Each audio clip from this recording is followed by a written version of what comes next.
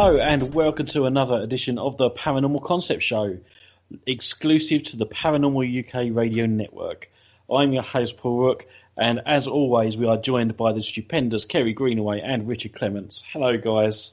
Hello. Hello. Hello, how are you? Yeah, busy. I bet. busy in lockdown, yeah? Busy in lockdown. Oh, that woman Paul, she's always got something to do. Always got something to do. And she's always late with the blogs. Have you noticed that, Richard? Yeah, well, I can't talk, I suppose, but yeah.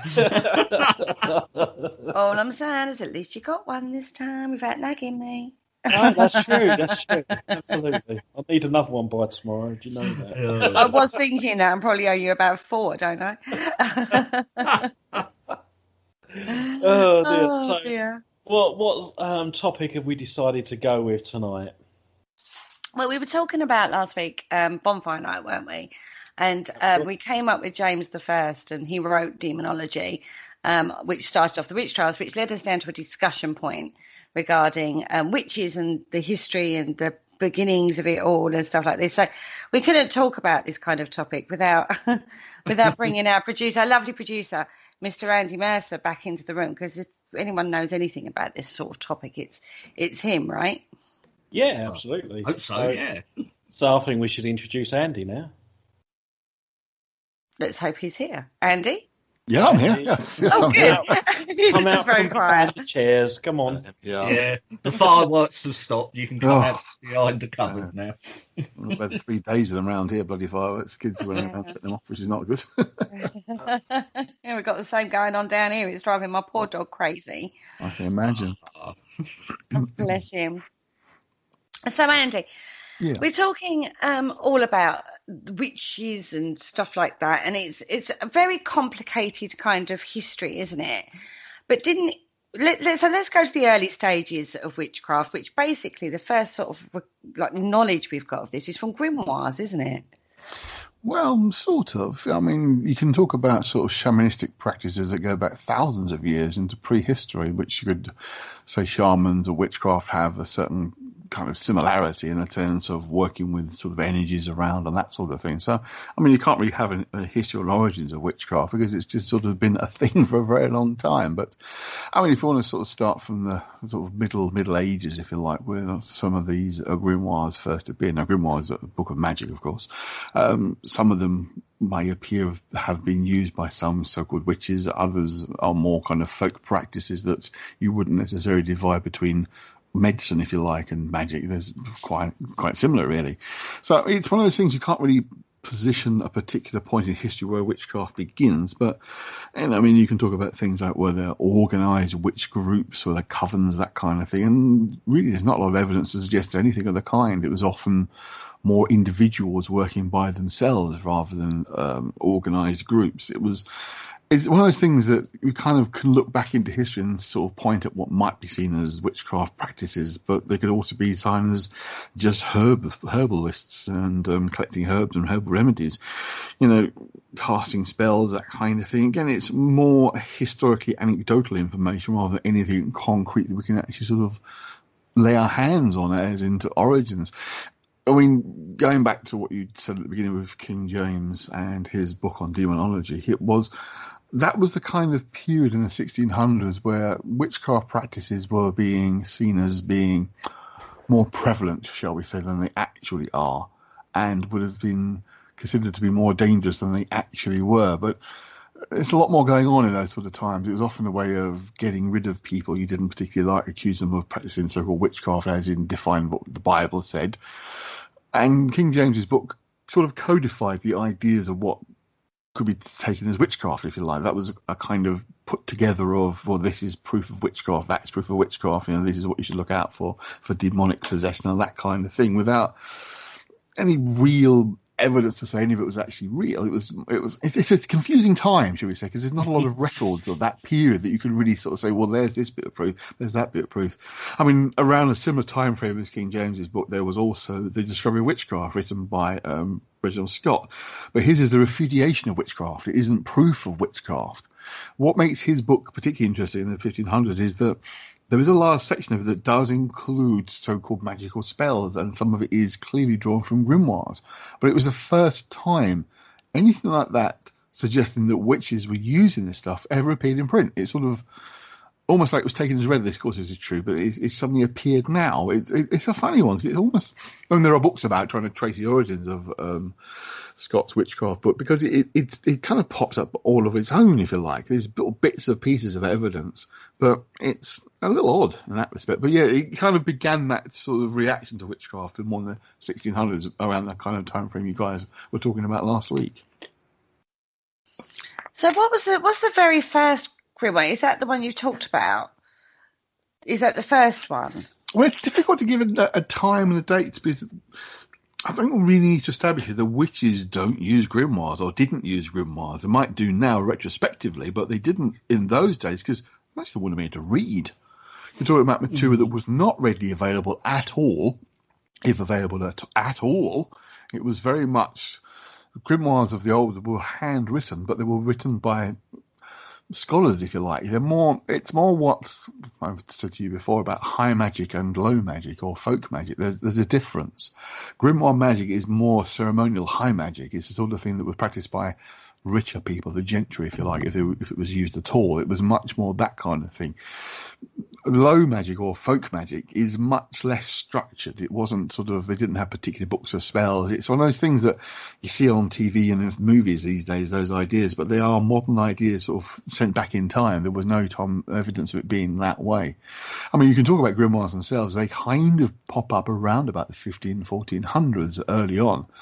It's not really until printing becomes a thing, if you like, until sometime later, that they start to spread around as what are called chapbooks, which are very cheaply produced books. But again, there's not many of them in English. They tended to be on mainland Europe. You'd find these things popping up. So witchcraft in England wasn't that well, or those kind of books weren't that well known in the UK.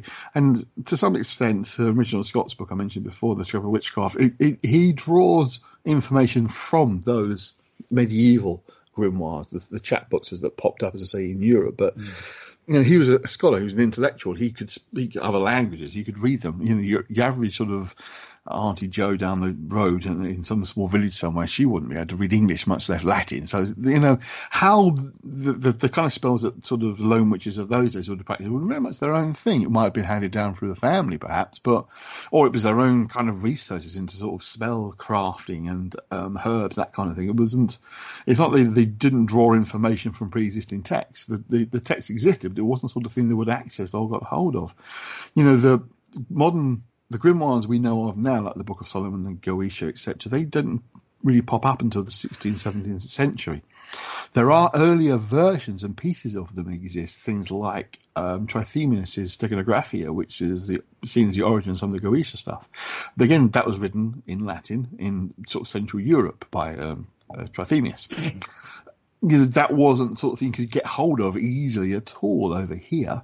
I mean, some would say that all Trithemius' actual writings are not just cryptography, they're coding, and there's no magic in there at all. I mean, it's an area of debate, but those are the earliest things. There's things like the Hagamentia, which appeared probably in about the sort of 1300s, which is, again, a source material for a lot of the grimoires, but it's in Latin again. It's not easily available to anybody who was sort of a folk magician in a little village somewhere. So, you know, it's a different pathway. The two of them are quite different. But, you know, retrospectively, we can look back and say, Mary Figgins, the witch, had a Book of Solomon in the 1800s. The chances probably didn't. Probably had no access to it whatsoever. Yeah. I mean, you can draw a little bit of magical information from the Bible. There are kind of hints of stuff in there, no obvious spells, but you can see kind of magical ideas can be found in some of the New Testament material, and the Old Testament too, and you can kind of rework that, if you like, into some kind of magic. But when I'm always going to talk about my own book, of course, but when I was compiling the Wiki Show of Decay, the collection of Victorian folklorists collecting spells and remedies, a lot of them are more rhymes than anything else. There's no kind of, with Goetic and Solomonic magic, there's lots of ritual pentagrams drawn in the ground and sort of different candles used. A lot of these things are no more than words. They're rhymes almost. You know, a spell was simply a few words that were said in rhyme, no more than that. So sort of thing that anybody could create themselves. And I think often with someone who might have been seen as being a witch, you know, just them saying something to you because you're afraid of them because they think they've got magical powers would be scary. They could make up their own rhyme on the spot if you like, and if you believe they have that power, then of course it's going to work. So it's difficult to draw a proper history. I mean, obviously some writers have gone into great detail of trying to put together a history of witchcraft, but you know, a lot of it's subjective. Again, you can't really nail it down that well. So, like you talked about two pathways. So you've got like basically folk magic, which is magic that's sort of like passed down word of mouth. Yes. And then you've got the high path where they would do more, you know, write down specific rituals with specific tools that you would need and that sort of thing. Yes. And the grimoires detail more of the high magic route. Very much so. It's as again, it's to say that the work just weren't widely available. It were quite hard to get hold of. As I said before, obviously the advent of real printing, they were hand copied, handwritten. And one of the funny things that you can do, particularly with things like the Book of Solomon, perhaps the most widely known, is you can trace various versions across Europe. In fact, Stephen Skinner's book on the Book of Solomon traces the history of the various versions of the Key of Solomon that have floated around Europe. And there's more than 20 of them he's identified. And you can almost see the errors as they get repeated, the mistakes that are made compared to the previous version, the older version. So you end up with versions much more recently, like the version that was published by Hagamentia in the 1890s. It's full of errors. Part of it's perhaps a bit of laziness on Mather's part, but also it's because it's been copied after copy of a copy of a copy. So mistakes start to creep in. And yet those that have used Solomonic magic and would have used a Mather's version, because it was the first real English translation, have found they have success with it. It seems to be effective. So it doesn't have to be exactly correct for it to work, but it is interesting to see how there is no one Book of Solomon. There are lots of different variations with competing histories that could be of different ages. I can't be sure which is the first or original copy, if you like. I'd say the one that's interesting is the Hagamentia, which only really emerged relatively recently, but certainly it seems to be the oldest version of the Book of Solomon, and it's been floating around. I mean, the earliest, again, you can't be sure. The earliest quoted idea of a Solomonic magical book is the Testament of Solomon, which is supposedly written around the 3rd century AD. Although it's given the name Solomon, which causes a hint back to the ancient Jewish king of Israel. But he didn't write these books, and they attributed them to him, but they're nothing like as old as that. But again, the Testament, which is more of a collection of demons and how to control them, it could be as early as the 3rd century AD. So he potentially is the oldest one that's around, but again, you can't be absolutely sure of these dates. They are kind of generally agreed dates without being absolutely proven dates. So they don't do like Book of Solomon version 1, version 2. Like these days you'd get the revised version of the Book of Solomon. You know what I mean? Yeah. You're not getting that. And that's why it's so murky, is because they didn't timestamp, basically, their work. Absolutely, yes. That is the thing, because a lot of this stuff was copied surreptitiously. Of course, we are still talking about times when the church was far more powerful than it is now. And, you know, you could still be charged with witchcraft and devilry, even if you were a nobility, if you weren't very careful. You know, these people would often get away with things that the average Joe public couldn't possibly get away with. But they have the limits, you know. You had to be careful.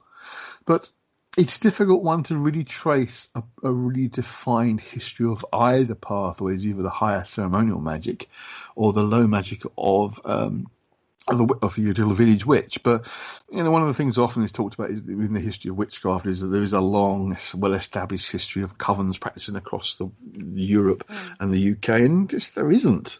You know, the first real attempt to write about such things and make such claims was Margaret Murray back in 1917, when she wrote an article for the Folklore Journal, which was entitled, and I just find it because it's right in front of me because I have a first edition original copy, which is very nice, Organisation of Witches in Great Britain by Margaret Murray. It was a transcript of a talk she gave a few weeks before it was published in 1917. And she does try to put forward this notion that there was a long history of covens in the UK, and then in her first book on the topic in 1921 across Europe. But the research, I mean, she was known as a historian. She was an Egyptologist. It was what she's better known for before this. But something's wrong with the research. It just doesn't add up, and quite a lot of fellow researchers and historians of the time started to pick apart what she'd written, and it just started to fall apart. It was a strange kind of hope, if you like, or myth dressed up as fact, as real history. There just wasn't the evidence she was trying to make out. I mean, there's little bits and pieces. There's some examples of possible European witchcraft coven work in the Grimm's Teutonic mythologies. Now, the brothers Grimm are better known for the Grimm fairy tales, which are based a lot of things like Disney movies, etc. They're well known for their fairy tales, but they also wrote the Teutonic Mythology, which is more of a deeper, almost darker collection of tales and things to do with witchcraft and magic. And there are suggestions in there that there may have been some evidence of small covens operating in sort of Central Europe and Germany particularly. But again, it's scant, and it's not really, you can't absolutely prove it, but there's certainly very little evidence of it here. It tended to be, as I say, from my own research, the Victorians quoting earlier sources of individuals. There was no real obvious signs of what you might describe as a witch's coven. There are things like the Society of the Horseman's Word, which is horse-related magic that was sometimes practiced, but that was more of like a Freemason fraternity of horse workers, and they had things like the Bonesman, which was part of that, and the Toadbone ritual, which became quite famous a few years back. But that again is an individual person performs a Toadbone ritual, and the Toadbone itself is supposed to help control horses, so it plays a part in that kind of idea, if you like. But it's a murky history to try and really find proper, genuine history. It gets, until you get into the 1900s, it's pretty difficult. And even then, as I say, with Margaret Murray's writings, it's still not definitive. It's kind of a bit vague, a bit wishy-washy, and unfortunately probably largely made up. So with someone like Margaret Murray, there seems to be, and I believe this was with the Grimoires sort of from the Middle Ages as well, so this is where perhaps sort of low magic and high magic, they're trying to legitimise it by giving it a provenance. Yes, this is, you really hit the nail on the head, Richard. This is one of the things you find a lot in esoteric material, in the occult, in writings and societies and groups that are formed. There seems to always be a need to prove history behind them. It has as antecedents. They have to prove it's something that's been around for a very long time. It hasn't just been brought to light straight away. I mean, it kind of begins with the Theosophical Society. They were a kind of more intellectualized mystics, if you like, and they came about as a result of our Western UK interaction with the Middle East and then India, etc., kind of bringing those mystical ideas across. But they always had to have these ancient chiefs, secret chiefs, that were providing the information and knowledge. That carries on then with like the Golden Dawn, which came into existence in 1888, but it couldn't just be an organisation that found some material from the Rosicrucians, which is maybe some of it's come from, but most of it's actually made up by them. Their own rituals and spells were created by the early founders of the Golden Dawn, but they invented a story in which they found this series of letters in a book that one of them purchased at Portobello Market that pointed to an organisation in Germany called the Golden Dawn that was a secret society been going for a long time. They managed to get hold of the name of Fräulein Sprengel, I think her name was, but she was supposedly the head of the German equivalent of the Golden Dawn. They wrote to her asking permission to form a UK branch of the Golden Dawn. She basically wrote back and said, yes, you can. Here's some rituals, never write to me again, basically. Oh. Right. Because we're dissolving, don't write to me ever again. But she didn't exist. There's no evidence for that. I can't remember the German version of the name, but there's no evidence for its existence whatsoever. It is purely begun in 1888 with the Golden Dawn, using some rituals that come from Freemasonry, and they've expanded upon those, because they wanted to create a society that practiced magic rather than just talked about it. And there's the Rosicrucian Society in Anglia, which is part of Freemasonry, which is a kind of magical, mystical arm, if you like, but it doesn't practice magic. It talks about it, but doesn't practice it. They wanted to form an organisation that did practice magic. So, but again, you see, there's this whole idea of having to prove an antecedence, having to prove a history to it. Joe Gardner, who we'll probably talk a bit more later on, when he founded the Wicca movement, he couldn't just say, well, I've sort of put this together from texted information I've come across. No, he had to invent a coven that's supposed to have existed. Again, there's fragmentary evidence there might have been something going on in the New Forest around about the time he was writing in the early 30s when he first came up with the ideas. But there's no real evidence, again, for this coven existing. But he almost like he felt he had to create this history in order to legitimise what he was doing, which you don't have to. It's unfortunate that people choose to do that. So they were always kind of scrabbling around for examples of historic proof of their existence that goes back long before they form, but they don't need to. But there's a common theme, if you like, that they do exactly that. I have to say, though, I do think if you want something to be almost like legitimised, people do invent history. That's just human nature almost, isn't it? Well, I don't know. I mean, as I say, within the sort of esoteric world, it's become a necessary element. But even if you say, oh, it goes back 200 years back to, well, it still began somewhere. It's still a beginning point. Yes. Does it mean if it was 200 years old, people were practicing it 180 years ago, they're less legitimate than you are because they only started it 20 years before they were practicing? It doesn't work. It's still legitimate. I mean, as you guys know, one of the areas I've written about the second edition of the book is about to come out on the runes, my book on Armanan runes. Now, again, there is a lot of, some runic magicians who use the Armanan runes who want to believe these are ancient proto-runes that Guillaume List rediscovered magically, mystically. He didn't. He created them himself. There's no doubt about it as far as I'm concerned. He might have claimed it, but there's no evidence for them whatsoever before Guillaume List wrote in 1909 The Secret of the Runes. I don't have a problem with that. I have no problem. It still makes them over 100 years old, so they still have some history in that respect, but they are magical, mystical runes.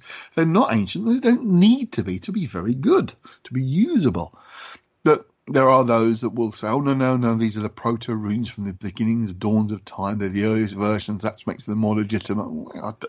You don't need it, but some people feel that you have to have that history. And I do think it's a trend that has come about really in the 20th century with magic. It didn't used to be like that. Right.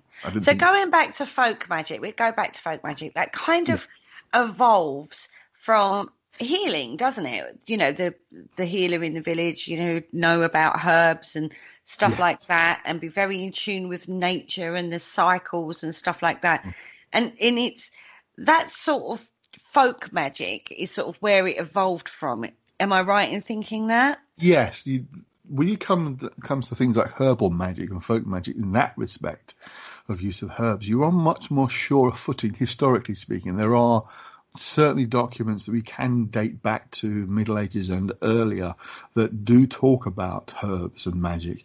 There's a particular collection called the Leechcraft, Saxon Leechcraft. I've got volume 1 and 2 of it here.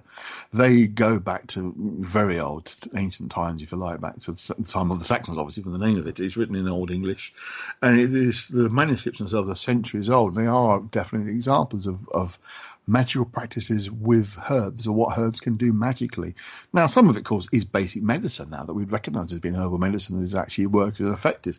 But it's almost like it's the one kind of sure footing you've got that you can find evidence of herbalists and their collections of work. And a lot of these people who would have been called witches of the village, most of it was herbal practices that they were doing. It was, again, what I looked at in the Folklore Society books from the 1800s, a lot of these are herbs, remedies that are talked about for ways of helping with maladies and illnesses, and a lot of it is to do with fortune telling as well. That's the big thing of witchcraft in those days. A lot of ways of seeing into the future, and most commonly it was always about trying to find one's future love, who your husband's going to be, or your wife's going to be, or mainly husband actually. Most of these spells are more around those kind of lines. So it was more kind of sort of almost like tarot reading, relatively harmless stuff. But you say the herbal stuff, the healing stuff, is probably the most surest footed historic material you can actually get hold of, because there are very definite manuscripts that are around that talk about herb and herb craft. So that's probably the firmest part of the path, if you like.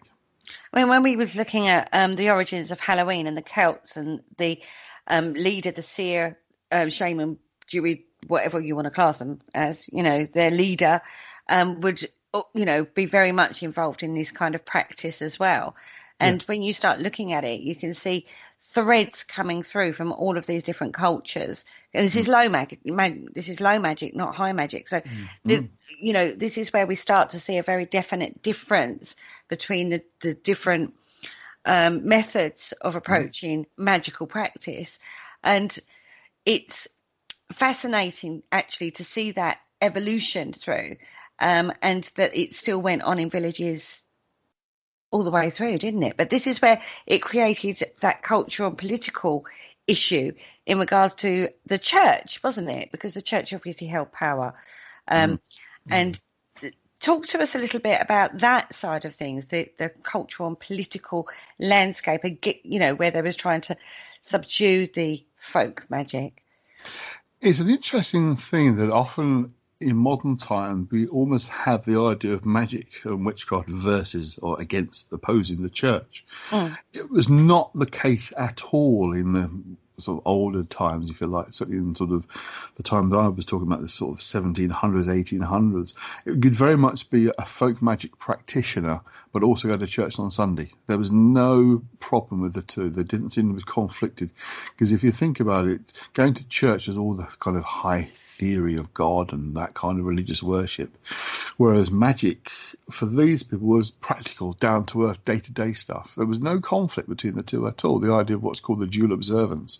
You could very much be a Christian and practice magic. There was no conflict there.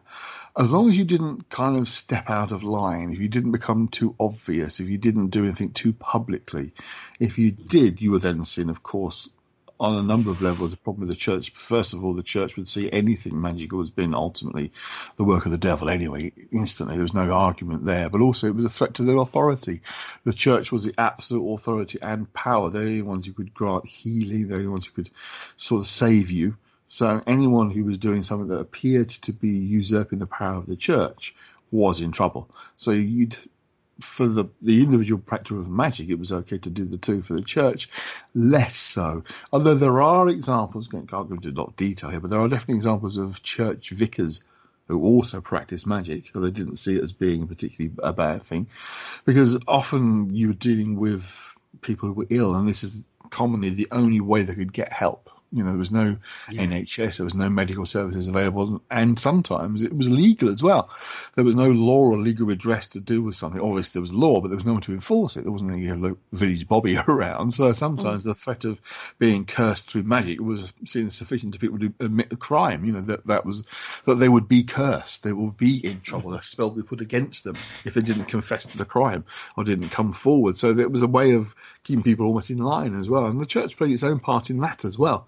Because it is easy for us to not see how powerful the church was, not just the high church of St Paul's Cathedral in London, but the local village church and the village vicar was powerful. They could, you would be cast out from the church, you cast out of the community. So, they had power, and you want to kind of keep them in line. So you'd tread a careful path. You'd have to be quite a brave soul to really step out alone with the church, but at the same time, the church wouldn't necessarily kick you out if you were still towing their line. So it was a kind of an easy relationship, shall we say? I suppose the church would look at it if their sort of like congregation didn't bother them too much. They sort of went to the local practitioner for their everyday maladies and perhaps a little bit of foretelling. And as you say, it seems very sort of mundane. And they would sort of like the women would ask and who their potential husbands might be and stuff like that. So I can possibly see the church not having a problem with that, because it sort of like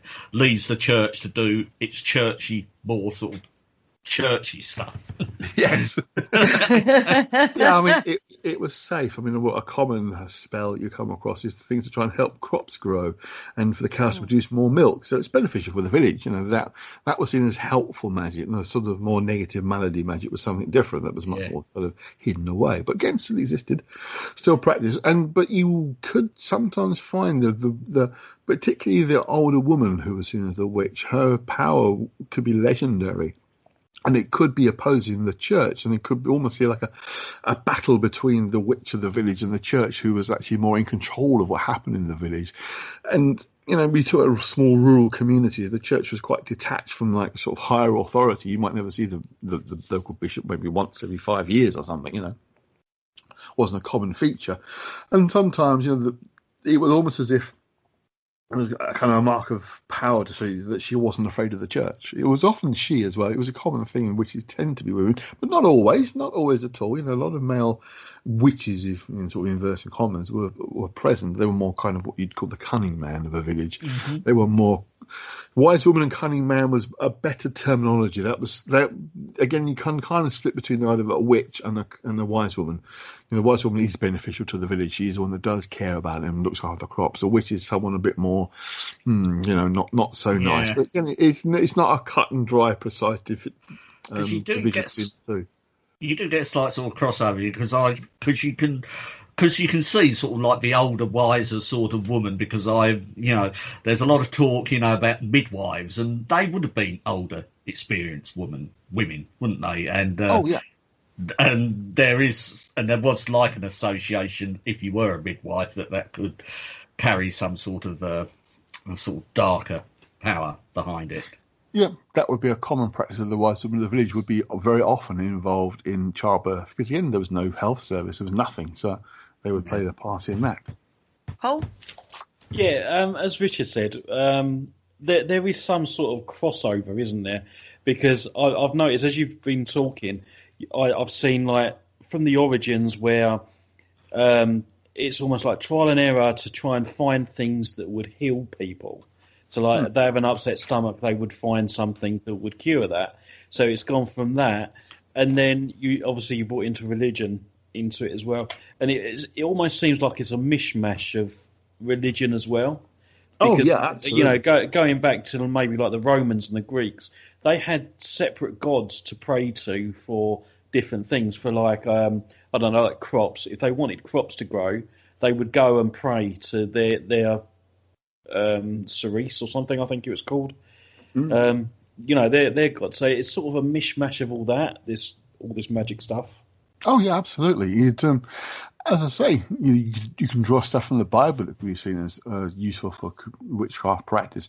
I mean, often the things that the Romans and the Greeks that were kind of abandoned, obviously, when Christianity became the power and the force.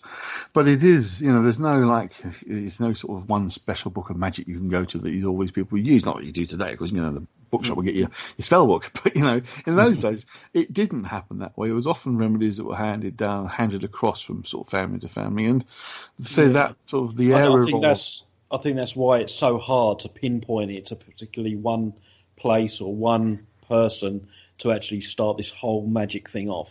Absolutely, and because it is literally just hearsay, and it's a case of I've got a stomachache, and they're like, suck on that leaf. Yeah. The world is good. Yeah. My mother swore by it, and I bet she did. I bet she said, "What the bloody hell's that?" It is one of those things. The trial and error bit is the interesting thing. Is like, who were the errors? What went wrong? You don't want to think about it. You don't really want to sort of go down that route, but. No. But it really isn't until the Victorian age where folklore interest. I mean, we all talk about history now. That history is essential, very important to us all. It didn't used to be. It's only really until the Victorian age where people started to have actual leisure time. I mean, I don't mean the average sort of worker down the factory, because of course he was there from sort of dawn till dusk every day, 7 days a week. But with the advent of the industrial age, there were a lot more people were becoming reasonably wealthy that were able to have leisure time and leisure interests. And things like tracing folklore history didn't really become popular until then. And these Victorian folklorists, they were gathering information that had never been written down before, never been collected before. And you do see a pattern that does kind of evolve, but it is more of a case of not organised covens, as Margaret Morrow would have us believe, but more just communication between village to the next village. There might be a wise woman of one village who might visit maybe 3 or 4, and then someone might make a note of some of the things she's done and then try them themselves. So it kind of spread organically. It wasn't kind of structured. But I say these early folklore books from the Victorian age, they are gold mines for this kind of information. This real, what you would call low history. Much of history before them was written from the top down, from like the rulers who won the wars. There was not a lot of focus on the average Joe public. This folklorist is history the other way around. It is rooted in sort of day-to-day life and how culture worked. And one of the other really important writers in this period is John Ewart Evans. His collection of books on folklore, it's more recent. It's much more recent, actually. It's more like the 30s. But he went out to record this history because he was very concerned it was going to disappear.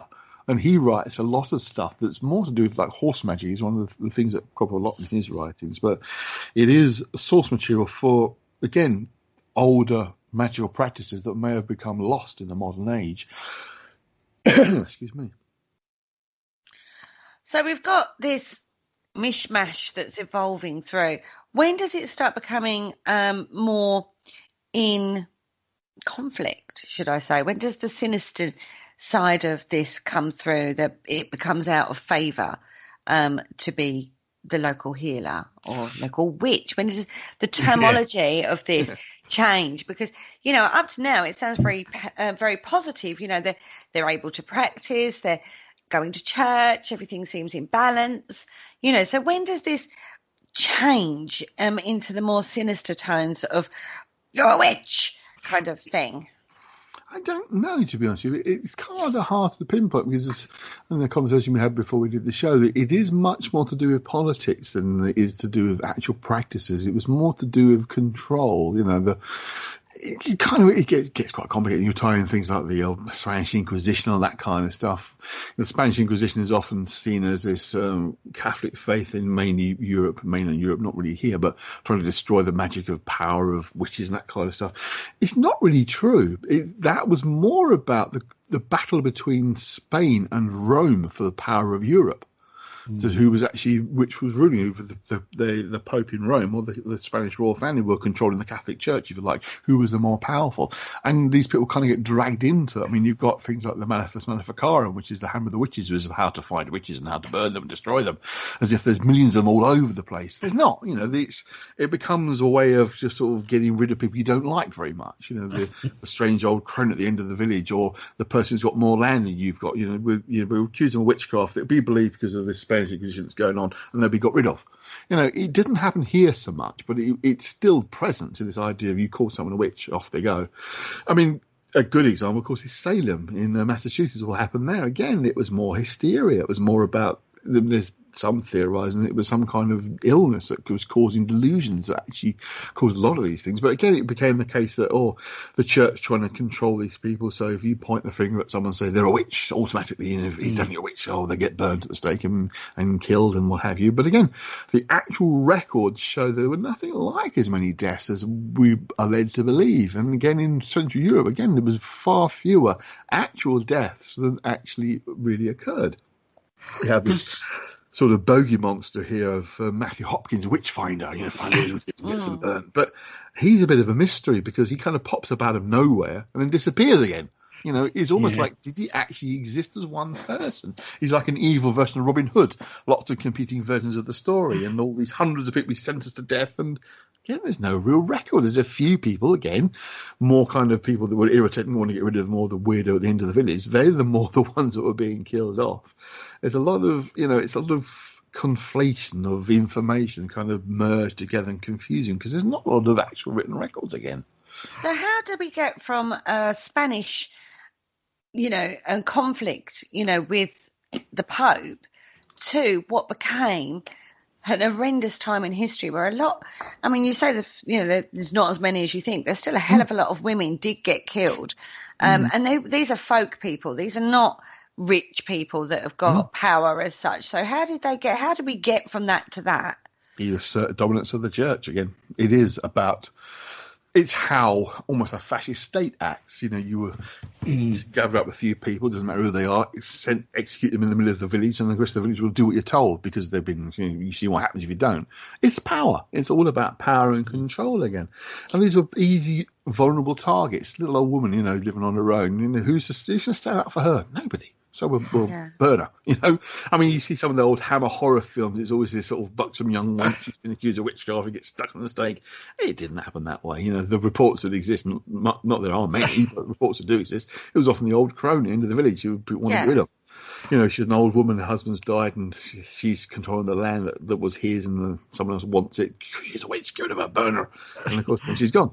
And the church agreed because it's a chance for them to exercise their power and take over control. So, it's difficult to capitalize it in a short period of time. I mean, this is like a series of lectures on that topic. You could really cover an awful lot of material. We're trying to squeeze a lot of information into a relatively small period of time. In terms of our time, not in terms of history. You are talking hundreds of years again. Yeah, But this is the thing. It does encompass a long period of history of evolution of ideas and, power struggles that go on politically and culturally. And it does encompass a lot of things, and the witch thing gets caught up with all of this and gets almost like that's what confuses the issue. And then you get books like what James I wrote, which kind of inflamed it in the UK. It becomes quite murky. And like you say, without any written records of a definitive history, we do lose it, don't we? We've lost it. Yeah. You've got to think also with James I, you're talking about Catholics versus Protestants in the UK. It's more political game playing again. It's more power grabbing again, because the Catholic Church is trying to reassert itself after because of the split in the church. So it's all politics again. It all get drawn into it. I mean, James had the fear of witches. There's no doubt about it. He saw it as being everywhere, but doesn't even say it was everywhere just because he thought it was. Richard? Yeah. We see a time sort of around this time. I mean, there's certainly people actually taking precautions against sort of witchcraft and stuff. I mean, quite sort of lay people, and what I'm trying to get at here is sort of things being deposited round your house and stuff. I mean, people that own sort of houses and old houses particularly, finding things under hearths and in doorways and stuff like that. And can you trace that down to a particular time when this sort of practice started, or does that sort of go back a longer way? Because what I'm finding here is, there seems to be a general acceptance, and then all of a sudden people seem to be quite sort of lay people are starting to try and protect themselves from it.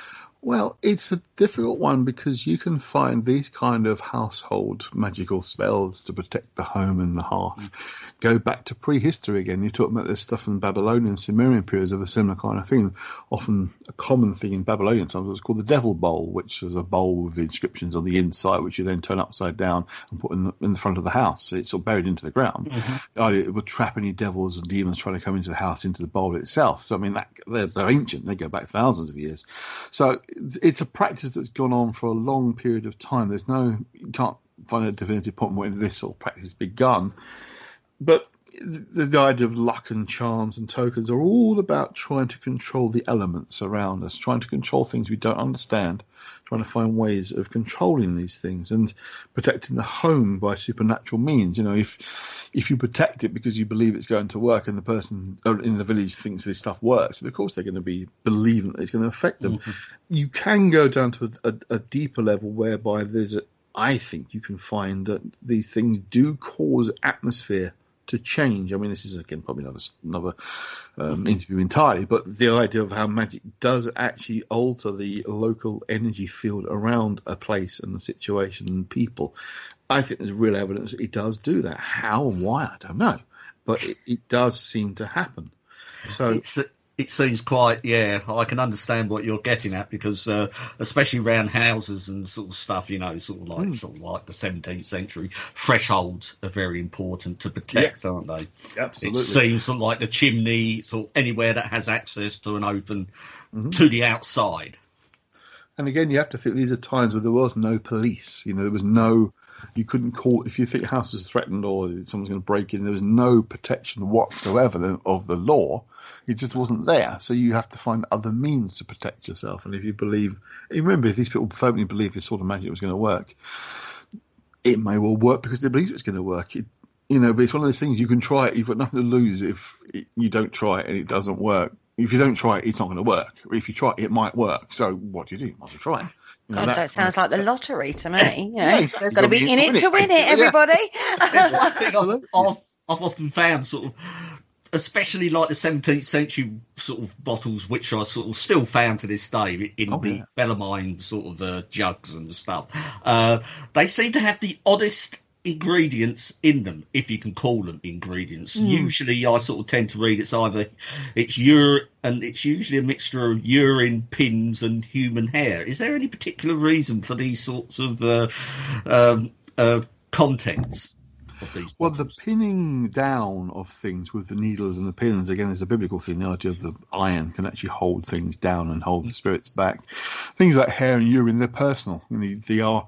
Which bottle is usually used as a way of getting at somebody to cause them harm. You've got their hair and their other bodily parts, bodily functions in the jar. It connects them to that particular object. They can sometimes be used by protecting a person, because if you've got their personal elements within it, they are also then protected by it. So that's why those things are used, because it connects with you. But the nails are often, because it pins things down, there's an idea of the devil can be stopped with iron, that kind of thing. That kind of plays a part. But again, Well, that goes because back to Fey law, though, as well, doesn't it? say again? That goes back to Fey law. Oh yes, still varies. Yes, it's all intertwined into it. Again, it's one of those things. You can find the books that talk about this sort of stuff, but they're retrospective. They're going back to what they've seen previously, what's been written about. They're not origin books. Like the witch bottle itself is a good example, because it appears the first time mentioned in the book from 1578, I think, is the Triumphatus. It talks about witch bottles as if everyone knows what they are, as if they're well known, but they've never been mentioned before. But it was the first time they actually appeared in print. But again, like with Reginald Scott's Cherry Witchcraft, the stuff he talked about was like it was already known about. And yet this is the first time it's appeared in writing. It's one of those strange things. It clearly was something around. There were some ideas about it, but it's the first time it's really been written about. And so the witch bottle is talked about in that book as if, well, this is the rest of it, but everyone knows what it is anyway. It's like, well, do they? It's never been talked about before. So this is the thing where we've then gone from what was common practice and nobody thought to write down. And then all of a sudden we start writing it down as if we should know what it's all about. And that knowledge has kind of been lost as to the origins of that and why you do that and what you should put in it and all that sort of thing has been lost, because when it was recorded, it was almost like accepted that you should know that. Yes. Yes? Essentially, yes. It's kind of, as I say, gathering knowledge that was out there, but we didn't know about, or there was no kind of previously written source. I've just grabbed the Trumpetus. I've got an edition of it. It's originally from 1689, The Full Unplain Evidence Concerning Witches and Apparitions by John Glanville wrote this. And as I say, it talks about elements of witchcraft and magic, but they say it's best known for that first ever writing about the witchcraft bottle. But you've also got people like Daniel Defoe, who's best known for writing, obviously, Robinson Crusoe. He wrote a book about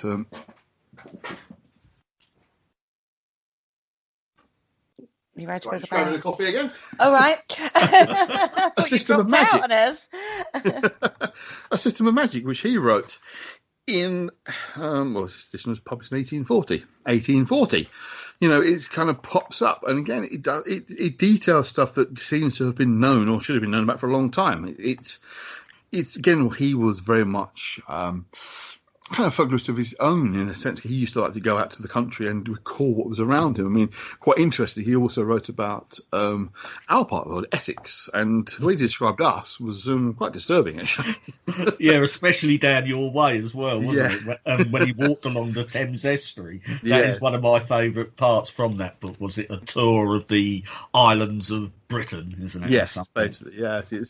Again, he was kind of information gathering himself then, and they're saying this System of Magic itself, it details stuff that's kind of almost as if it was well known about. But again, he quotes stuff from the Bible, which shows examples of which is kind of magic that's in the Bible. So, this stuff is it's been around, but it's not coherent. It's not like there are, like we have today with groups, covens who might use the same book, if you like, because it's been published by Wise or something like that. There are modern systems of magic that are codified into particular volumes, and you can buy it whether you live in Newcastle or somewhere in West Virginia, for example. You can get the same information. This is all kind of localized and kind of crosses over, and sometimes you have similar ideas popping up in different parts of the country. Sometimes they're very different ideas, fairly local to each other. So it's not coherent, not kind of planned out. But I say it pops up because it's, obviously you are always, when you're writing in the 16, 17, 1800s, you're always running into danger of the church because of its power. It's seen as its authority, and questioning its authority, because as far as the church is concerned, it's all the work of the devil. There's no folk magic that's harmless. In terms of biblical scholastic ideas, it's not harmless stuff. It's all dangerous and it's the work of the devil. What was on the ground, if you like, the people, how they saw it was different. As we were saying before, the local churchman might even turn to the help of the wise woman in the village with a particular problem. He wouldn't see it as being a difficult conflict, but it wouldn't be something that would be sanctioned by the bishop, shall we say. It would have to be at a very much low level. Did people that practice this low magic, the folk magic, did they believe that they were sort of like getting into some sort of communication with external sort of spirits, sprites, or whatever you like to call it? Yeah, yes and no. I mean, a lot of we're talking about the folk magic is more to do with healing and prediction. It wasn't necessarily working with some kind of devil or spirit particularly. Again, we have stories of witches having familiars, but again, how much is that Hollywoodization of the truth? How much is that actually real? Again, people had their pets, whether your pet cat or whatever, your pet frog. It didn't necessarily mean it was your witch's familiar that was somehow possessed by a spirit. So it is a difficult one. Again, we talked before about things like ghosts and the supernatural seen in folklore eyes. It seems quite different to how we see it. It seems much closer linked, if you like. It is magical practice in itself. There's connection with ghosts and how you get rid of spirits and that kind of thing. It is more interlinked, but you don't.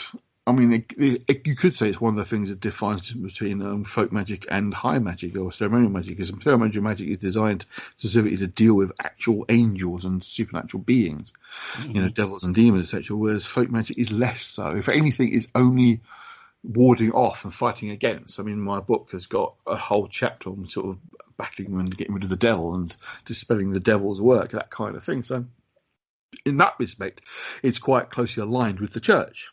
On that note, we're actually going to take a quick break, so join us straight after this.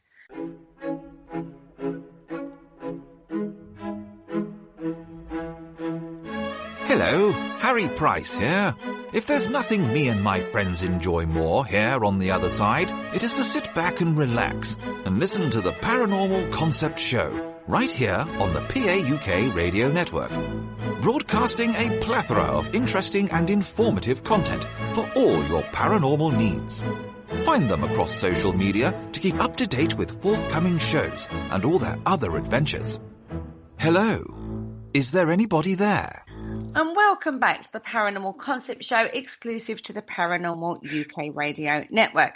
Now, before the break, we kind of started to get the idea that it's a reconstructed history, and with lots of gaps and lots of people sticking their oar in without real facts, without real timeline of evolution. It's all a bit hodgepodge that's been thrown together and no real roots in it as per se that you can trace back, right? Mm-hmm. That's pretty much a good summary of the whole thing, yes. It's reconstructed is a good word because it is. We've got this stuff now. We want to figure out where it came from. We can't quite work it out, so we're going to kind of make it up a little bit. I mean, a classic example, just a little sideline, is modern Druidism. The Druids of now would claim that they are ancient, go back to bardic history in Wales, etc., and that kind of stuff. Modern Druidism is based on a book written in the Victorian times when the Druidism first kind of came back, the Druids, and it's all made up. It really is made up. Like any elements of folklore that's known about, but you're talking about sort of Roman Britain, what they're trying to claim they go back to. There's nothing written from those times you can possibly point to as being genuine. It's pretty much entirely made up. But they felt the need to. They would call it a reconstruction of what ancient Druidism was about. I mean, it might be. It might be exactly what it was like, but we've no way of knowing. So that's a good example of that kind of reconstructed history that you find common in the history of witchcraft, because people want a history that they can point to. It evolved organically, if you like, kind of came together, is now classified as folk magic and witchcraft, but these practitioners wouldn't have called themselves witches, not in those times at all. The cunning man is a term, or the wise woman was more of the term you may come across, but you don't come across that term witch in that respect. I mean, it's an old term, you see it's in the Bible, but it is seen as of a dark, malevolent power, if you like, a wielder of dark forces in league with the devil, etc., etc.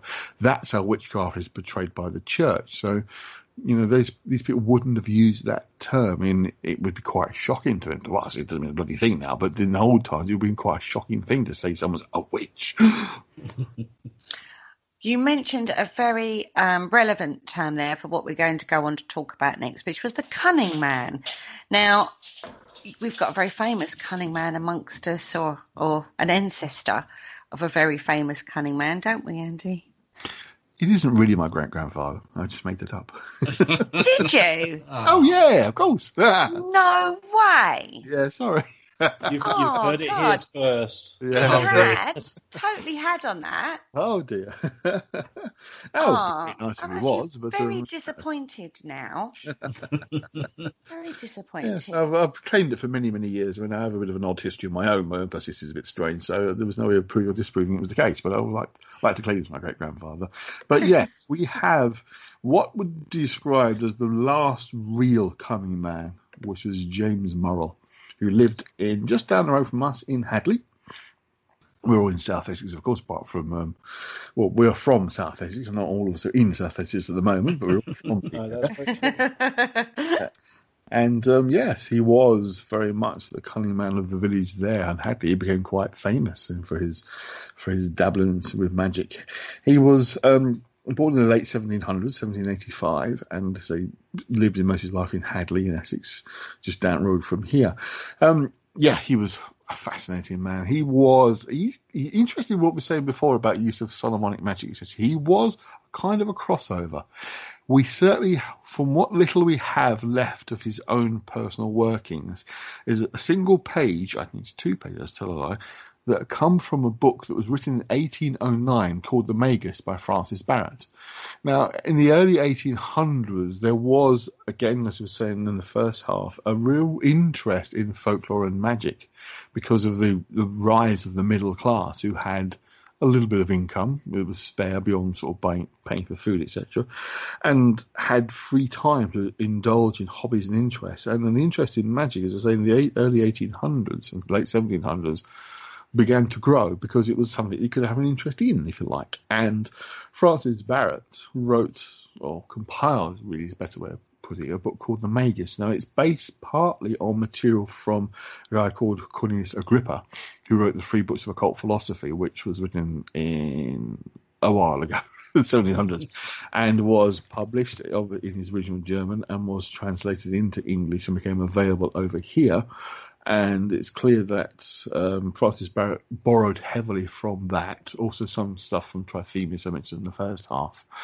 And again, some elements of grimoire magic which would have been produced by or written out by a guy called Frederick Hockley, who was a dab hand at copying these medieval handwritten manuscripts, the books of magic and things like books of Solomon and books like that. And he would meticulously reproduce volumes that were held in places like the British Library, and he would basically do them for a fee. Obviously, he got paid by people to do them, but also did them for himself. And I am quite an avid collector of Frederick Hockley original manuscripts, not the actual original manuscripts, they're gold dust, but reproductions of the original handwritten manuscripts. And clearly, Francis Barrett was in that kind of circle of the late 1700s of these kind of practitioners who would study magic, but at the higher level, if you like, the ceremonial stuff I talked about before. And it seems to be, we know Morrow lived for a period of time, well, he's worked for a period of time in London and then came back again to Essex. And he must have got hold of a copy of Francis Barrett's The Magus, because this single page is a hand-drawn version of a page from the Magus. So he was blending folk magic of his area and time with the higher ceremonial magic. So there is where you get that kind of crossover actually happening. Right. This was being the early 1800s.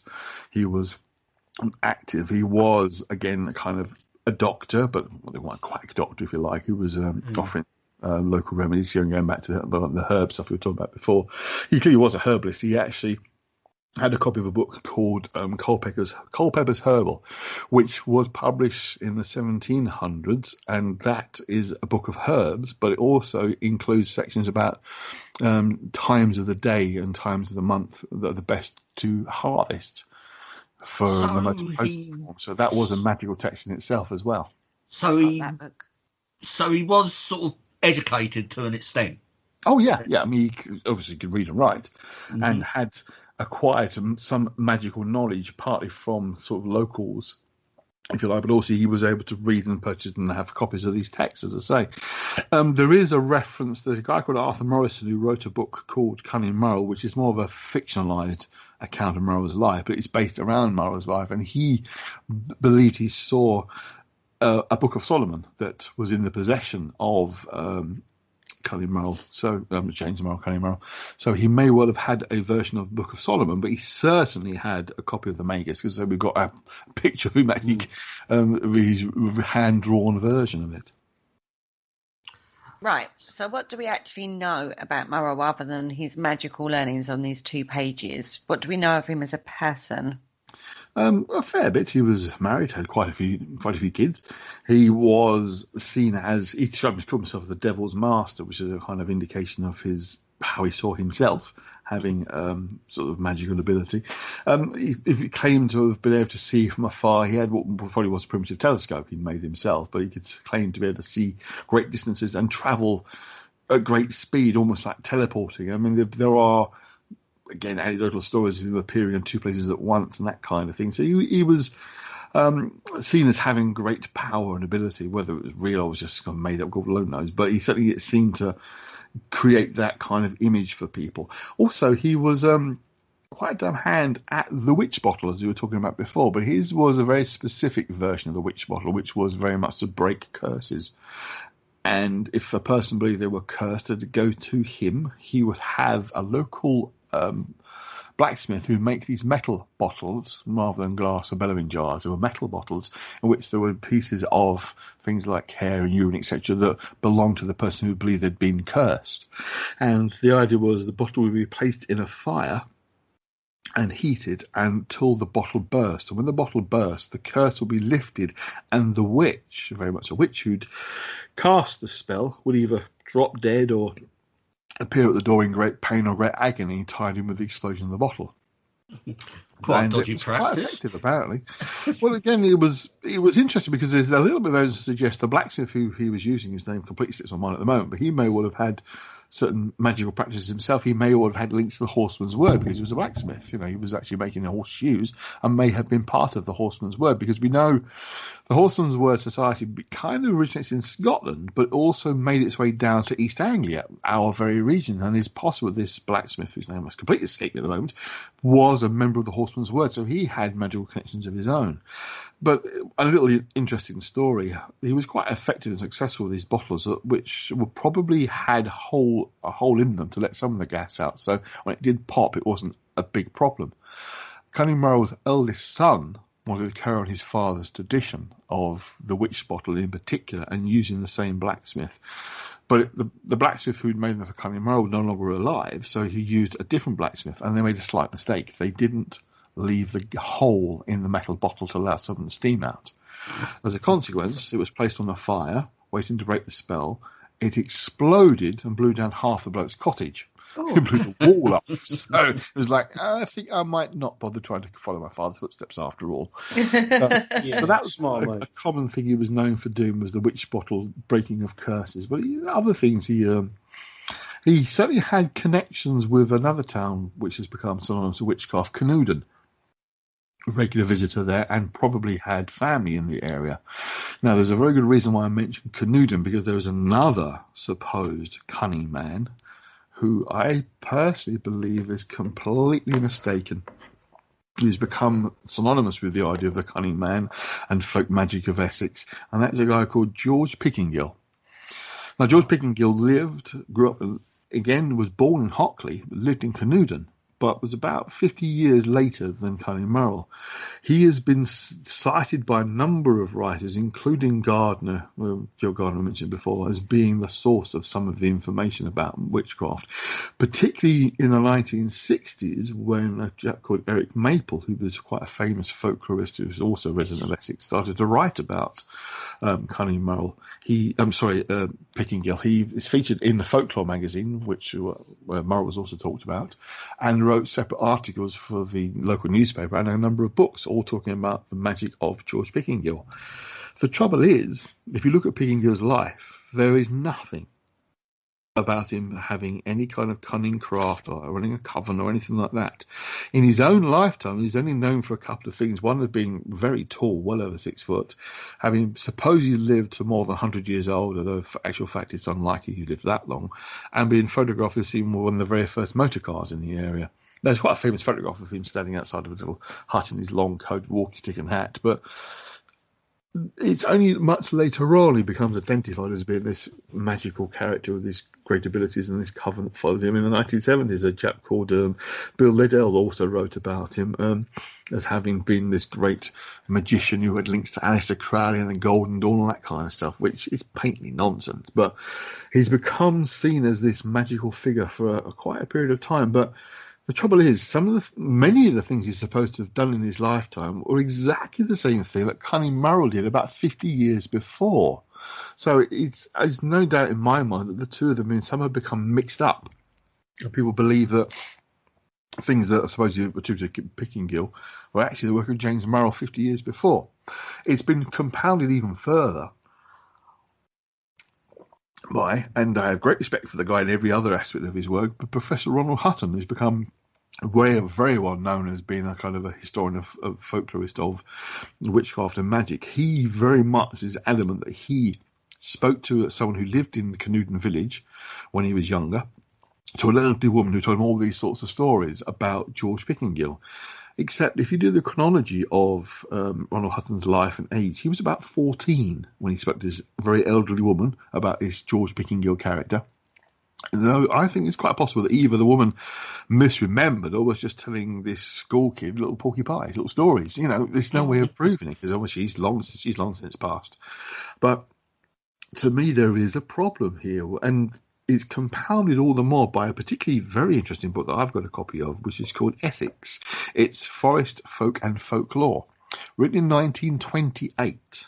This is long before Pickingill suddenly appears as this so-called Cunning Man, and it describes in great detail the work of James Morrow, including stories about what Morrow was doing, including an appearance and disappearance and cursing in Canewdon.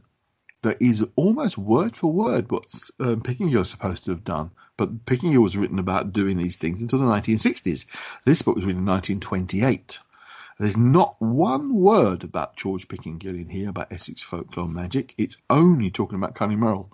So I think this book is absolute proof there's been a mistake been made here, that George Pickingill wasn't this great coven-leading witchcraft person at all.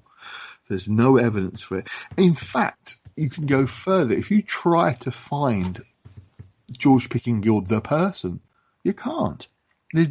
His name appears in historic records of the period and place, but there's different spellings. There's no uniform, absolute, definite, this is the one person. There are possibly more than one person who had the similar name. And you can't fully identify a single individual as being George Pickingill. I mean, so there's a famous photograph of him, and he's given dates of circa, not exact, but circa 1816 to 10th of April 1909.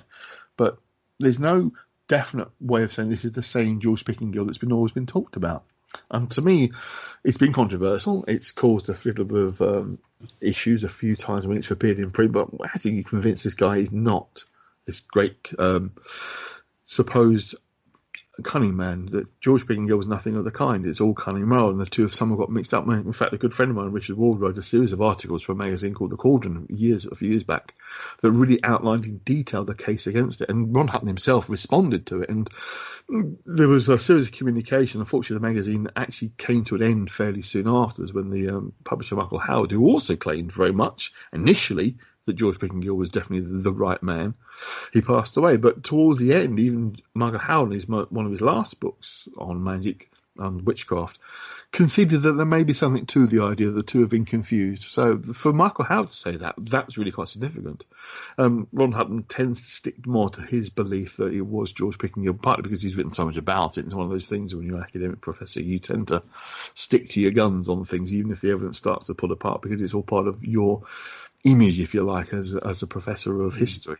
So I can understand why he's more reluctant, shall we say, to give up on the fact that George Pickingham may not be the right character, that Cunning Man is the proper Cunning Man. But I would absolutely stand by. I mean, I talk about it quite a bit in the back of my own book about the evidence, particularly the book I was talking about before by, I just remember her name now, C.C. Mason, written in 1928. If there was a folklorist collected in the 1920s in the Essex, why is there no mention of George Pickingham at all? Not one word, but yet it's half a dozen pages on Cunning Man. It makes you wonder, something's not right here. So, but for me, I found it fascinating. Again, this is this kind of trying to recreate history, trying to find the evidence for something, because there are all sorts of stories about George Pickingham's prayer out of all these covens of these 6 women in cloth and 6 women in satin, I think it is. 6 of them are rich, 6 of them are poor. Canewton's a tiny village in those days. It's nothing to it. It's a really small place. They have all these magical covens going on in there. The vicar's wife's supposed to be involved. It's like, really? It's not. I don't think it's just not credible to me. But I don't know. It's still a very small place, isn't it? Sorry, Paul. Oh yeah, even today it's pretty small. A bunch of dodgy people in Canewton then. Well, that's just all of Essex, really. Yeah. Well, yeah. No, it's not, obviously. That's why I moved. Oh, dear. So, oh, gosh, where do we go with that? Because this is a whole quagmire of, again, mixed history, isn't it? And again, it's not clear. It becomes murky in regards to where we go with this. So, James Morrow is predominantly southeast. Yes. Practicing basically curse-breaking witchcraft. Yes. And then we get confused with this guy Pickeringill, which is later in history than him. Yeah. And it all becomes, again, a very murky kind of background that we're trying to unravel here. What do you guys help me out here? Where do we go? Where do we go from here? I mean, you can talk about the fact that some of the Pickingham story becomes mixed up with Gerald Gardner's foundation of the Wicca movement, which came about in the early 1950s. I mean, one of the big things that happened in that time frame was the change of the law that witchcraft practices, which were technically speaking outlawed. The law was changed to basically talk about fraudulent mediumship, which freed up people to finally actually talk about witchcraft openly without fear of prosecution. Because Gerald Gardner's first book was written as attributed to a scribe, as in not known, not identified. It was a supposedly, quote, fictional tale of witchcraft, but it was his first kind of writings on what would become the Wicca movement. But it would say it was disguised because there was a chance of being prosecuted as being a witch. But when the law changed in the mid-50s, he was able to write publicly about what he believed and started to found the Wicca movement, if you like, as an established religion. But again, you see, he talks about Dorothy Clutterbuck, this New Forest witch that he learnt stuff from. He can't find it. Historically, there's no evidence for it. Recently, people have claimed to have found proof of the woman's existence. But again, it's all kind of very much after the fact. It's like almost, well, this is the evidence we want to find. Let's look and keep looking, and eventually you might find it. So, I don't know, I'm being a bit cynical here, and I do get people who get me for this, but I stick to my guns completely. The Wicca was completely invented by Gerald Gardner.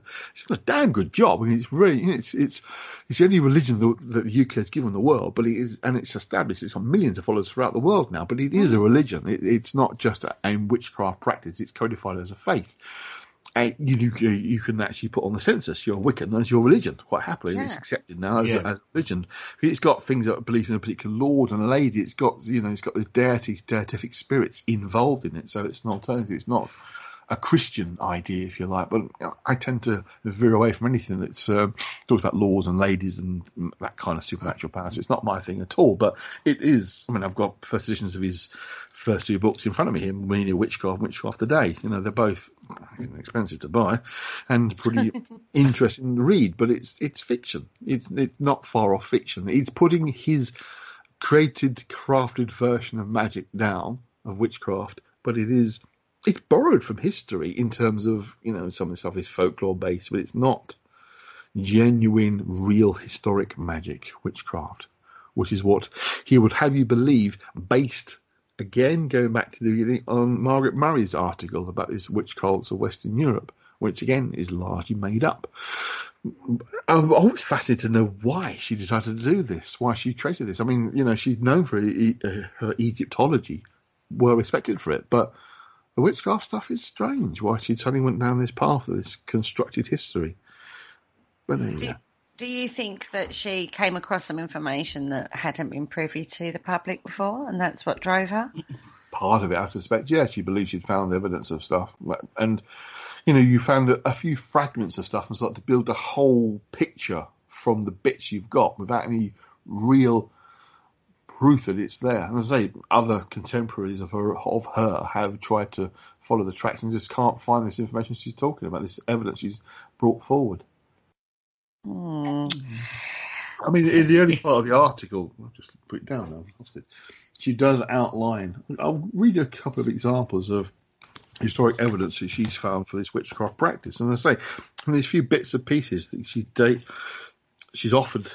built this whole picture of what must be this incredible collection of magic. Things like from the 12th century, John of Salisbury mentions witches, which is the witch's Sabbath, but doesn't quote where that's come from. You know, John of Salisbury, 12th century, mentions witches Sabbath. Where? You know, what text? Where did you find that? Yeah. So it just popped up out of nowhere. It's almost like that. Literally is like, yeah. Did he make it up? Did he have other knowledge that we don't know now? 15th century. That he said. So that's where it come from, because he said it. She might have just jotted it down. Yeah, but which John of Salisbury? You know, which one? The 12th century John of Salisbury mentions witches Sabbath. In what text? Which John of Salisbury? Who's John of Salisbury when he's at home? 15th century trials of witches in Italy, France, and Germany. The characteristic features. Yeah, we say that a lot for the paranormal. You know. Oh yeah. It's like so and so said, and and who's that then? Yeah. Oh, he runs so and so paranormal. Yeah. Just as things started to become a bit clear, they've all gone murky again. Yeah. This is the frustrating part about all of this, isn't it? Let's be fair, guys. This is one of the most frustrating things, because even when we get somebody like James Morrow, it's tantalisingly close, but not close enough. And yet we get someone like, Margaret Murray or what's his face, Canadian guy, Pickering Gill. That's it. And then we've got stuff, but nothing backs that up. Yeah. So it becomes incredibly frustrating. It's just hearsay. It's basically hearsay, particularly, as I say, the Pickering stuff is based predominantly on the word of one person or two people who both were elderly long after Pickering had died, claiming he'd done X, Y, and Z. But there's no record of it at the time. There is, as I say, a record in the 1920s of Morrow's activity that's written down. So that has much better history than anything from Pickering, because Pickering goes back to the start of the 60s, and that's it. It's interesting because I think because it's not seen as particularly important history, not having particular relevance, as I said, because until very recently the whole idea of history from the bottom up didn't exist. History was written from the top down, the kings and queens, the great battles, and who conquered who. You know, the daily life of your average Joe Bloggs was irrelevant. No one was interested, or so they thought. And this is all part of the rise of the interest in folklore was the rise of the interest in history from the bottom. And then this is the problem we have, because like you say, we're trying to reconstruct it from the little that we know. Exactly. So how much of it is massive jumps of assumption, and most of it by the sounds of it? Well, yeah, I mean, you can draw threads and patterns. I mean, I've sat down, not for a long time, I did read this original organisation, which is in Great Britain, and you think, well, you know, she's saying things, and then there's a few references at the bottom, but this needs a lot more referencing to actually be able to find what she's saying. You know, it's interesting, but it's speculative. That's the thing. It's more of a speculative organisation of witches in Great Britain. It's not a definitive, but maybe because of who she was, it was seen as, you know, it's taken more seriously at the time. It was met with a lot of positive reviews. It's only when people started trying to dig into what she was saying, trying to find some references, like that John of Salisbury reference. Couldn't find anything, couldn't find it. There seems to be a reluctance for certain people to admit that there is no sort of real historical sort of concrete evidence to back any of this up. you know, we've got what we've got, and you should just be happy with that. It would be easier if you would just accept it. You know, it might be a real history, it might not be. As I said, I've had endless debates with people about the Armanen runes. As I said earlier on, for me, they definitely are the invention of Guido von List in 1809. I don't see why that's a problem. But I've had some people vehemently argue, oh, no, these are the ancient proto-runes that predate all the other runic Futharks. You know, these come before the Germanic Futhark, the Anglo-Saxon Futhark. You know, as if there's 3 or 4, the Anglo-Saxon, which is varying numbers, the younger, which is 16 runes, and the elder, which is 24 runes, if they're the only versions anyway. That in itself is nonsense. There are dozens of different Futharks in history. A German researcher in the 30s, Sigurd Kummer, actually formed a chart of more than 20 different Futharks he'd discovered that were different to each other. Some letters were different. So, you know, again, it's a reconstructed history, the idea that there's only very specific ones, and there isn't, not at all. So this kind of history is like, well, this is the definitive history. Well, it's not. You know, it's fragmented. You can build a picture from the fragments, but the picture you build can be completely wrong. You know, you can create something that isn't the case at all. As I say, like the confusion between Cunning Man and Pickingham. Now, you're talking about 150 years ago, when things were recorded. You talk about history of witchcraft 300 or 400 years ago. You're talking, you know, vague at the best. You know, how you can be definitively sure of anything of that kind of history. You really can't be. No. It's folk history, it's history of the land, it's history of the people. I mean, there are writers even today who will adamantly tell you that there is a long lineage and history to their witchcraft and magical practices that they can demonstrate. I mean, I don't want to name names, but one guy wrote a very good book quite recently. It's good. He definitely believes his stuff. He's done, at least he's positive research, and it was got into the hands of a historian, and he's torn it to pieces. He said, you know, you're making all sorts of assumptions here. There's no proof of any of this at all. And it's like, oh, great.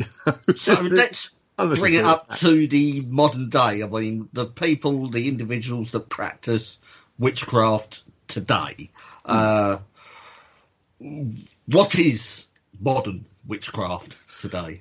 There are various versions, to be honest with you. You do have, of course, the standard Wicca approach, which has been codified as religion. It's often seen as almost like the gateway drug of witchcraft. You know, it's your first way in.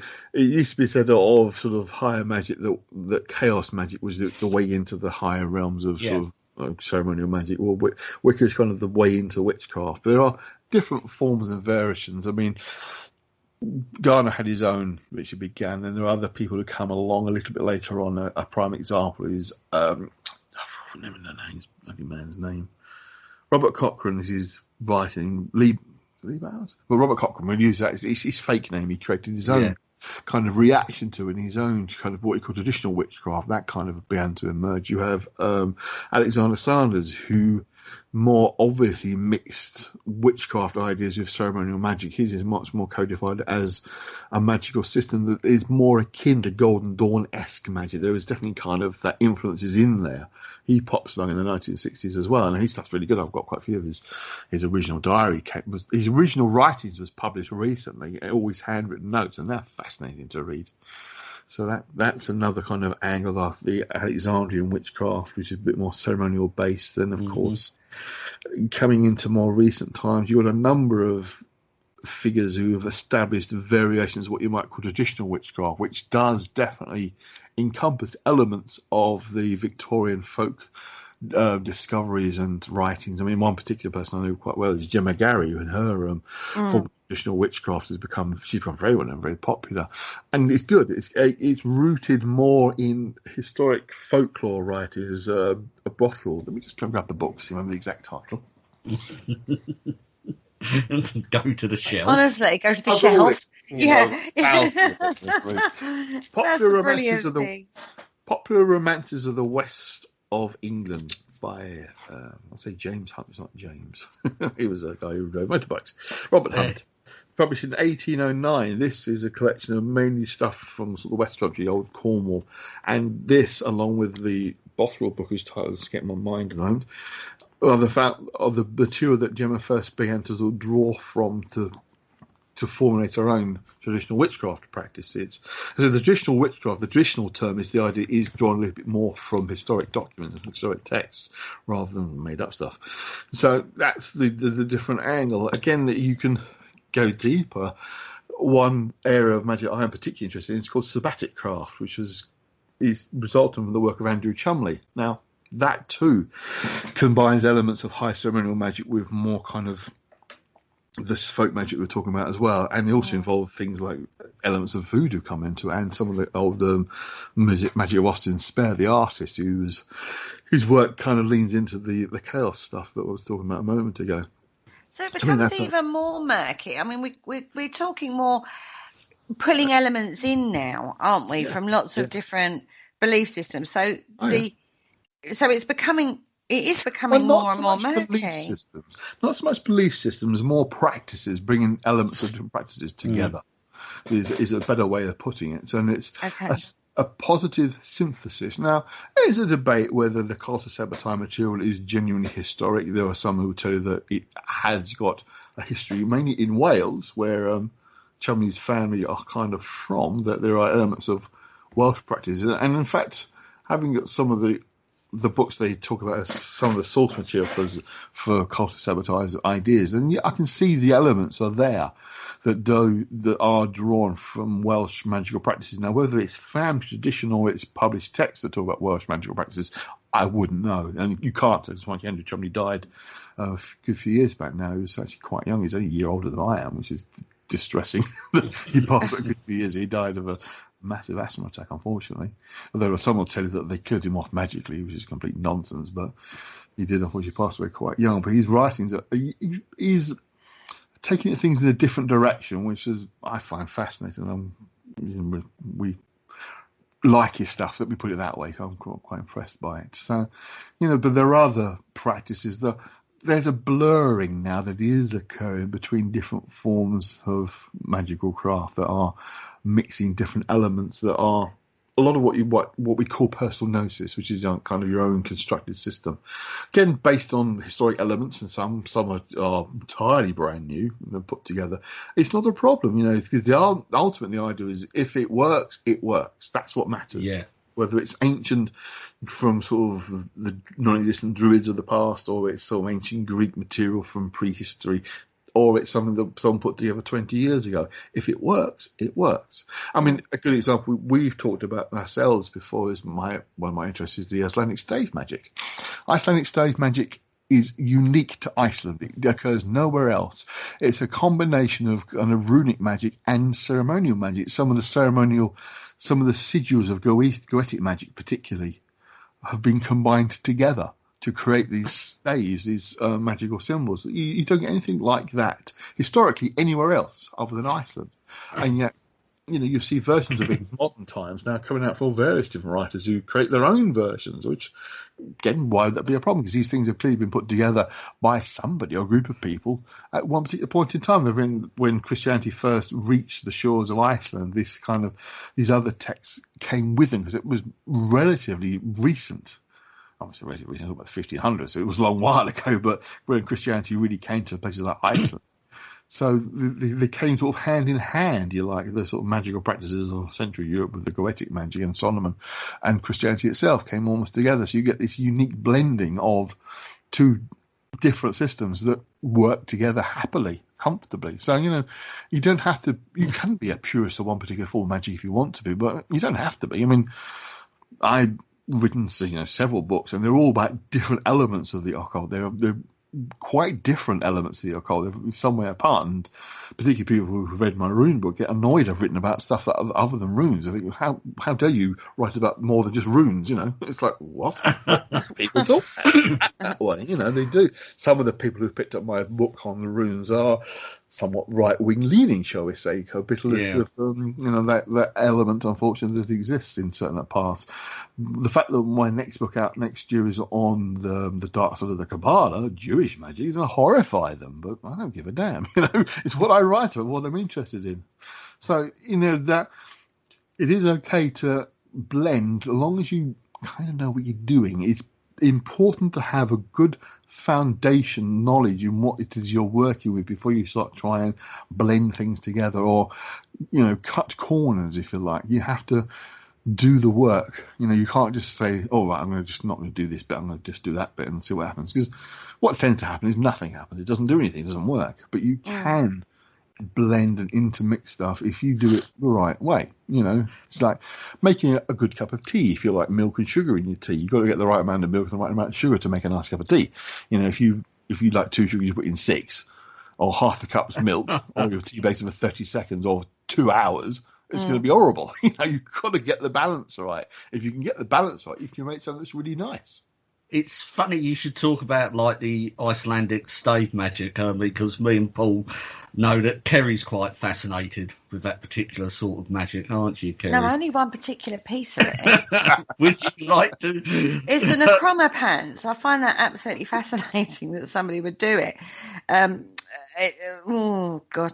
Goodness me, where do you start with stuff like that? I mean, it's necropants, yeah. I mean, Andy, tell everybody about necropants, because they are amazing. Again, specifically unique to Iceland. They're designed as protection, and they are the lower half of a man, waist down, skin stripped off, including the naughty bits, left in place. And you're supposed to wear them. You're supposed to put a silver coin in the scrotum, and they protect you. There's a sigil, which is a stave that's written inside them, and they protect you magically. Oh. That is the necropants.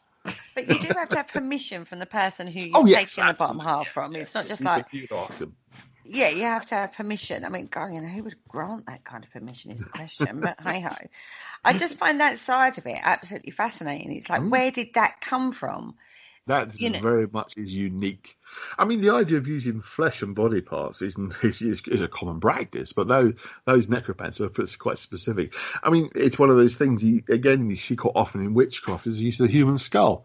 It's like this sort of container of power, if you like. It's a container of the seat of a person. It's a common thing you see, whether they're real or sometimes very good resin fakes, but it's a common to see a human skull as part of witchcraft practices. But again, you see paintings of those kind of things, but not a lot of actual evidence of it. I mean, there are examples. I mean, I know Cunning Man had a human skull, but it's not universal.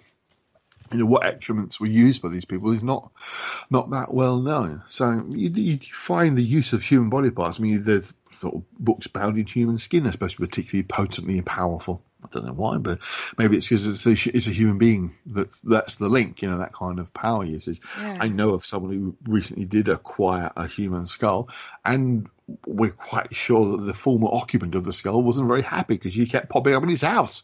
It became haunted for a while the skull was there. Once you got rid of the skull, the whole thing stopped. But there's very definitely, I think it was we don't know, but we think it was probably the owner of the skull wasn't very happy. So that can definitely happen. I think it's an unusual thing, the idea of perhaps using human body parts, but it's actually quite a common practice. I mean, there's the Society of the Bonesmen, which I know a little bit about as well, and they make bone flutes, which are made from a human femur, or other sort of long bone that can be hollowed out and used as a flute. Very common practice in Tibetan mysticism, the Kangneng, which is again a bone flute, which again has great potency and magical power. That connection, it depends, what society it is. Certainly with the Tibetan stuff, there's the Chode faith, which is an old faith that's kind of interwoven into Tibetan Buddhism, but it's about doing things that other people find scary. The idea is the Chode, you have ritual chanting and prayer in a graveyard because you're working with the luminal area, the kind of the merging of life and death, but also to do something in a scary place is actually part of it. The idea of going to do your chanting in the graveyard because it's scary. You're supposed to actually do that for that reason.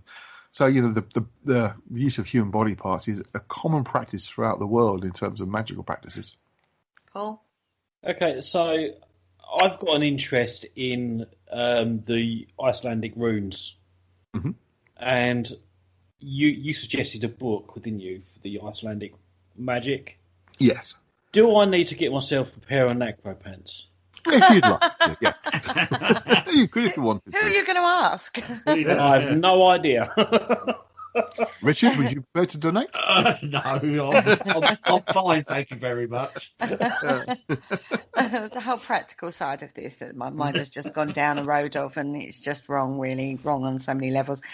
So, okay, so let's talk then about magical tools. It sounds to me like, again, your individual practitioner would have individual tools, and then some of those tools have then become like the common threads through, like the cauldron, the knife, you know, you get certain things that come through, but individual practitioners would have devised their own magical tools. Very possibly. I mean, you get a crossover point with the Grimoire stuff again when you talk about magical tools, because the stuff that Gardner outlines in his Wicca, they're borrowed from Grimoire magic. They are actually borrowed from the Book of Solomon, because they talk about there the knife, the bowl skin, the curved blade. There's no cauldron in there, but other elements and objects that play a part in his Wicca are found in the Book of Solomon. They've been borrowed from there. So there are a series of tools, depending on, again, which form of witchcraft you're working with. But again, this is the modern stuff. There's nothing in the folklore stuff about any particular item that a witch would have had. I mean, there were, again, we talk about herbs you would collect that would have magical properties, as in, I don't know about cold pepper. But there's no list of knives or tools. Sometimes there are. It's an interesting thing, actually. You talk one tool in particular that's become quite popular as being very important and a historic item. It's called the stang, which is a two-pronged fork, which is used by farmers, or a two-pronged branch that looks like a stang. It's often talked about in traditional witchcraft as being an important item. Prior to Robert Cochrane's writing in the 1960s, there's no evidence of it whatsoever. And yet many people will tell you, oh, the stang is important. It's like the bolster and the knife. They're all important tools. No, he made that one up. He actually said himself he made it up later in his life before he committed suicide. That it's now seen as being an element of traditional witchcraft that goes back centuries. There's no evidence whatsoever, but yet it's become seen as an essential tool for that particular pathway. So it's interesting how, again, invented history. This seems very interesting. It's very interesting, isn't it, to see where these threads come through. Yeah. I mean, nowadays, the modern witch will have an altar and she'll have the 4 items on there that relate to the 4 elements and all that sort of thing.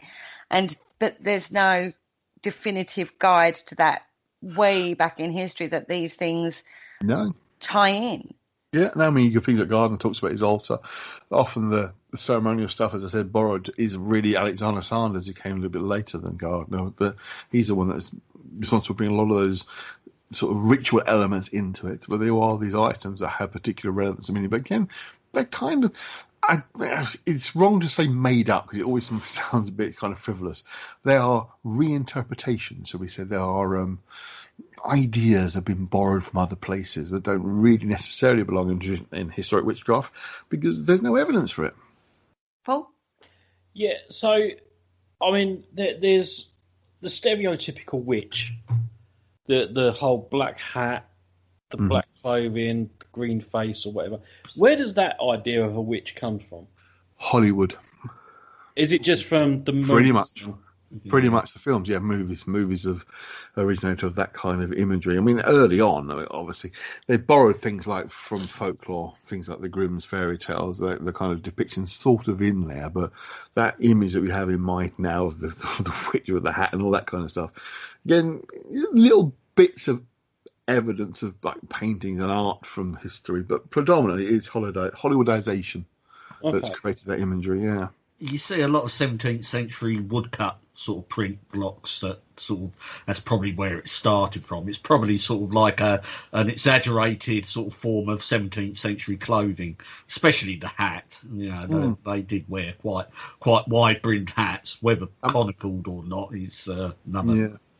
Again, partly from the Grimm's fairy tales as they played a big part in that. As you say, Richard, paintings and woodcuts, but often our the average sort of quotation marks witch would be no distinguishable than any other person. Because of course, why would you? You wouldn't if you're potentially put your head up too high the church and chop it off. You're not going to draw too much attention to yourself, are you? Mm. So where would the tradition of witches flying, the broomstick and stuff like that come from? It's a debated one. It is a hotly debated one. There is a suggestion that there was what called the Witches Ointment, which was applied to the broomstick, which they would sit on and then believe they were flying because the body would connect with it and it would be absorbed in a rather sensitive part of the body. It's a very polite way of putting it, Andy, I have to say. You know where I'm going with this, don't you? Oh, hell yeah. We know exactly where that cream's going. Yeah, we kind of just wanted to hear you see how you would put it. That's the most likely source of the idea of the witch flying. She was kind of off her head, basically, having absorbed the elixir into the body. So rather than actually literally flying, because there were no real reports of it. It's a story that you see, and again, woodcuts are claimed. It's like the hearsay thing. It's like, this is the proof that she's a witch because she was seen flying on a broomstick. No one saw her, but it was that's by the accusing her of being a witch. I've often seen woodcuts, sort of like, particularly from the 17th century, there's a lot of sort of floating down rivers on planks. Seems to be quite prominent. I don't know quite where that comes from, but that sort of seems to have been lost. But I think the flying on broomsticks has taken over. That's probably yeah. I don't think, though, we should take out, like we talk about the Hollywoodization of certain ideas, but I also think when you start looking at ancient texts, I say ancient texts, old texts, you can't take out a person's sensationalization at the time either. I mean, you've only got to look at the Malleus Maleficarum, where he details about witches cutting off men's members and keeping them in nests. Do you know what I mean? Yeah. Clearly that didn't happen. So that's a sensationalization of something. Maybe they were just special patches for the necropants. Maybe they were. It's repaired. You'd have to go and pick one out.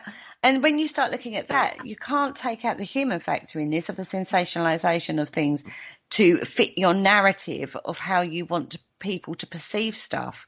Yeah. And this is, we have this across history. What's the famous saying that the winner writes history, right? Yes, exactly. Yeah. Exactly. Yes, you are dealing with, again, about sort of political power here, about the way of condemning certain elements of the population that might be getting in your way and annoying you. It's like, what more feverish nonsense can we come up with about witches that, oh yes, they can do this, they can do that, because we have to root them out because we are the church, we have to be supreme power, and we have to prove that we are the righteous ones, that we are the ones that are working in God's name, and that other lot over in Italy aren't. It comes down to that. It really does. But it gets lost. We forget the back. Often this is the thing, we forget the background and history to these things. We see it in isolation without looking at the broader picture of the history that's around it. But that's a human failing, isn't it? A flaw of the human condition, isn't it? We just don't look at the bigger picture. We only look at the bit we want to look at. And today it's playing out time and time again. You can see that particular facet of the human nature playing out widely across the internet, which we've got now. As back in the day, all they had were the broadsheets, like the very early printing that came through and the hand scribed books, and it purely is basically what the person wanted to put in it, without it necessarily having to be true, but as long as it fitted the narrative they wanted to put over. Absolutely, that is a very good point. It is what suits to be included in the story, and what story you want to put up. What are you trying to achieve by the story you're telling? There's a background to it. What is that? Yeah. And this is a main problem we have when we're trying to find out the history of witchcraft, as it says. And then you get really murky because you get people making things up. You've talked about Gerald Gardner. Aleister Crowley was another one, wasn't he? He just kind of did his own thing and pushed the boundaries. They're bloody everywhere, that man, didn't he? But talk about him, a whole show about him easily. But yeah, I mean, he's been woven into the Gerald Gardner story. It's highly unlikely to have anything to do whatsoever. But he got woven into the story because it's like, let's see what other famous names we can draw into this story. But I mean, was a former member of the Golden Dawn. He worked with that kind of ceremonial magic, and that was really his kind of main thing his entire career. Wasn't involved in witchcraft at all, but some would have it that he helped write Joe Garner's Book of Shadows. The Book of Shadows is the Bible, if you like, of Wicca. It's the Book of Magic. That he supposedly co-wrote that, which is highly unlikely. I mean, almost that he didn't have any involvement at all. Probably may have met the guy, but probably had no real involvement of that, because it's a very different branch of magic. There wouldn't be much of a crossover. So he tends to sort of crop up in the story, but whether he was actually involved, I think it's highly unlikely. Wow. It's an ever-evolving situation, this is, isn't it? So where do you think the future of witchcraft is going to go? Do you think it will come full circle and go back more to its folk roots, or do you think it will continue being this mishmash of different ideas coming through? I have no idea. To be honest with you, I couldn't tell you. I think it's finding its own path. The internet has, of course, changed everything. Nothing's sacred or hidden anymore. All these texts were, certainly the things that the Grimoires are talking about at the beginning of the Books of Solomon, etc., that kind of thing was all very well hidden away. Now it's available everywhere. I mean, how many editions do you want to find? You can find free PDFs of them. So I think to answer your question, I think there's probably the last few years a kind of shift towards what I referred to before as the personal gnosis. It's your own way of working. People want to involve themselves in something historic, then fine. Want to invent something for themselves, then fine. Create a blurring of the two, then fine. And that is a lot of modern occult publishing, proper sort of higher level, if you like, rather than the kind of coffee table stuff you might see around sort of the kind of sort of basic witchcrafty stuff. A lot of the higher stuff is these days personal gnosis. It's your own path, where you're creating your own current, as we kind of call it in the occult world. The current is like an underground kind of energy that you're working with yourself. There's a lot of that going on, which, again, some of it's bloody awful, some of it's brilliant. One of the difficulties, I mean, I get moaned at for saying this by people, that in the age of self-publishing, there's a lot of rubbish out there that's really badly written and poorly researched, but it's getting people are buying it, picking it up, because it's so easy to do now on things like Amazon, Create Space and Lulu. It's easy to publish this stuff that's not even been read by anybody else. It's not been proofread or anything or corrected, and it's just made available. But there is also some absolute gems out there, some really, really good stuff, really well written, that's well researched, and quite frankly works.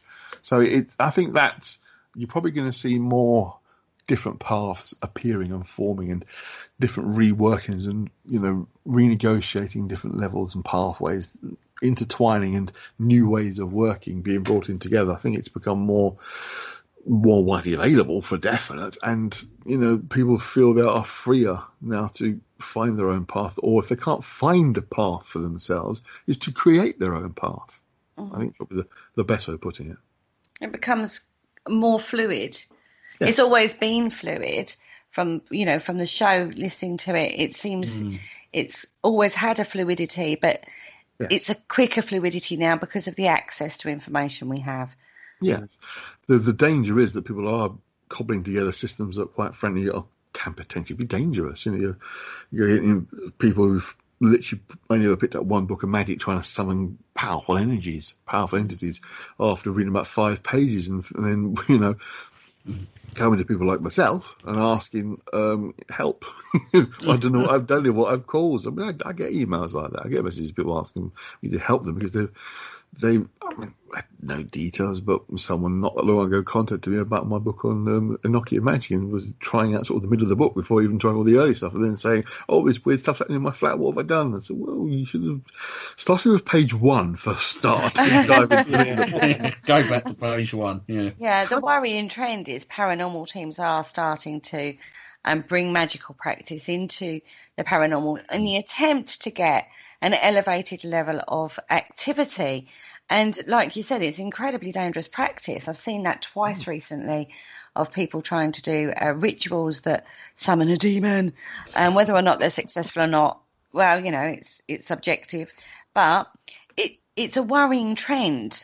Well, as we've talked before, I am very much of the opinion that when you're trying to do things like that and you don't really know what you're doing, it's like picking up a phone and pressing random buttons hoping to phone your friend up. The chances are you're not going to get anybody.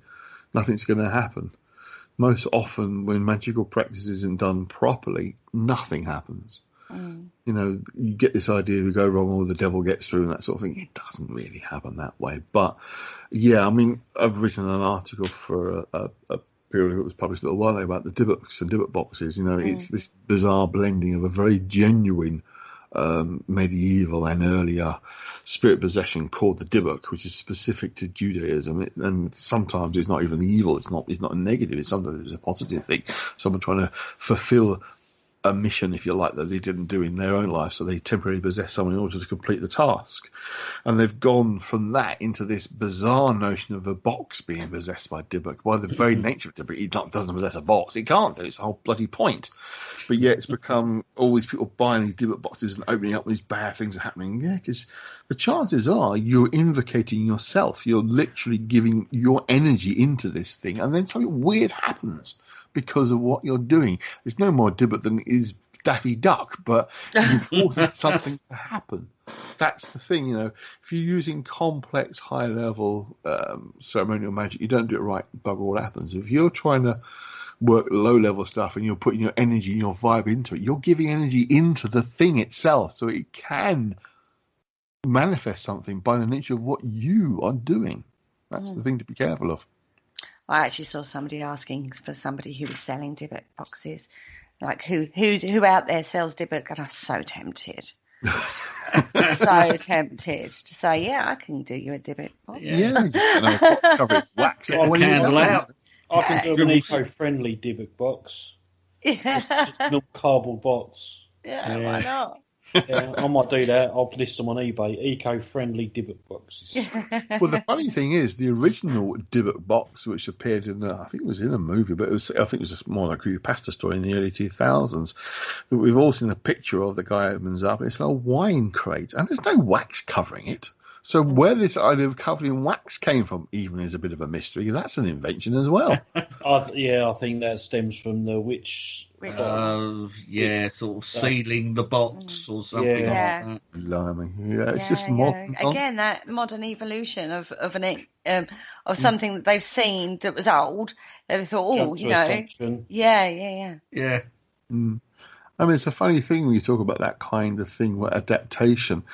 We all know there never was any such thing as a voodoo doll. It was an invention by Christianity when it first went to the Caribbean to try and prove that the Caribbean people were not worshipping God. They said that they made these things called voodoo dolls to harm people. There's no such thing. There never was such thing. It was actually a puppet, which you've talked about before, which comes from witchcraft again. This idea of malicious witchcraft, where you try to cause harm to a person by putting pins in this representation of them, which is a puppet.